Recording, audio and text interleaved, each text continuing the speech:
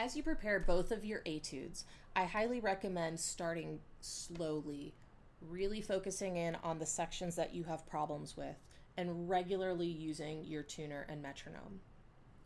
Early on in the process, you can start recording yourself, either playing a couple measures at a time or doing full run-throughs, but just to make sure that you aren't already practicing mistakes and ingraining things that are incorrect. As you get better with these, I recommend performing them for friends and family on a regular basis, just to get used to being nervous and having that pressure to perform. For the symphonic band lyrical etude, one of the biggest challenges with this is just counting and making sure that you're being accurate with where you are changing notes.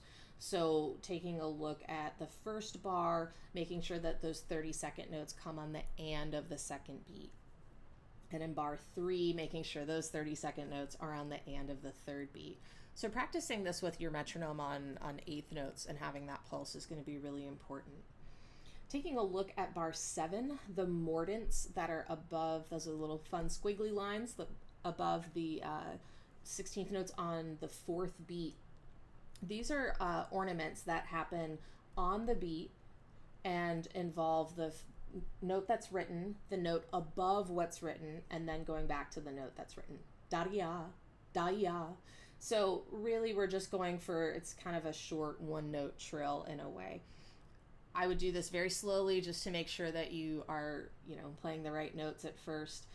With the E flat to F, I would use, normal E flat first and second finger in the left hand, and then 1, 2, 3 in the right hand, and then just lift the right hand third finger to create that F natural right on the first note of beat 4 to make sure that, give yourself a easier way to execute this than going to a full F.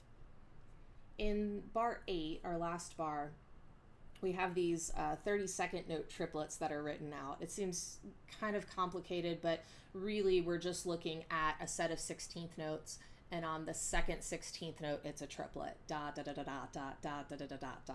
So again, work slowly, metronome on eighths, have that be your value, but making sure that you are really breaking that down accurately and not just trying to play really fast. With the trill in bar 5, I recommend starting this a little slower and then accelerating the trill as you crescendo to add drama to it. I think that helps it to sound a little bit more musical. Throughout this, be careful with your dotted 8/16ths and make sure that the 16th note doesn't come too early.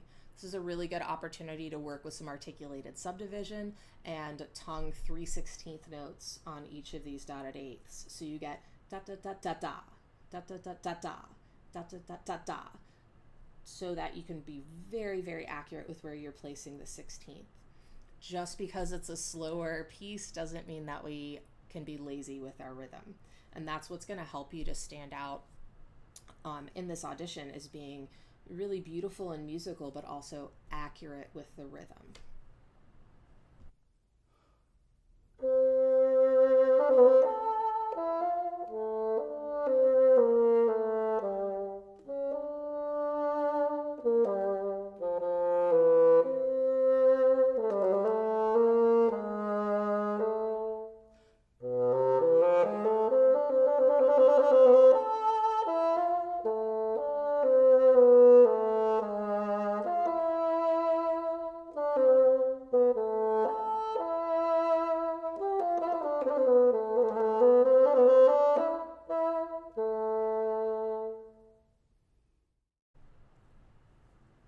For the symphonic band technical etude, focus on articulation that is light but not too short. I think that we can fall into a trap when we see a bunch of staccatos and try to make it really, really short, and it ends up sounding kind of pecky. So in a lot of this, I would honestly start by playing it slurred to make sure that your fingers are even.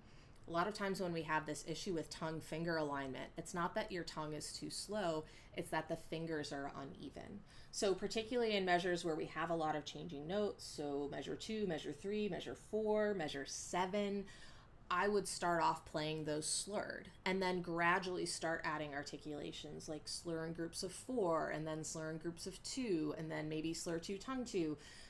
Just that you're layering the tongue in on top of a really steady technical finger foundation. In terms of learning notes, bar 7, I would go very, very slowly. It's a little awkward. There's some strange things in here. It's not really an identifiable scale. Sometimes it's a little bit chromatic. Sometimes it's, more like a normal scale. So I would just make sure that you do this a lot slowly to get it into your ear, so that way you can more easily error detect later. It can be really difficult to hear if you're playing a wrong note when it's something that's a little unusual like this. Throughout this etude, there are a number of places where we have a G flat that either comes before or after a note that also uses the B flat key in the right thumb. So I recommend using pinky G flat, which I indicate as a 4. I think that's going to help so that you're not leaping your thumb over the E key. It's just going to make things a lot faster technically.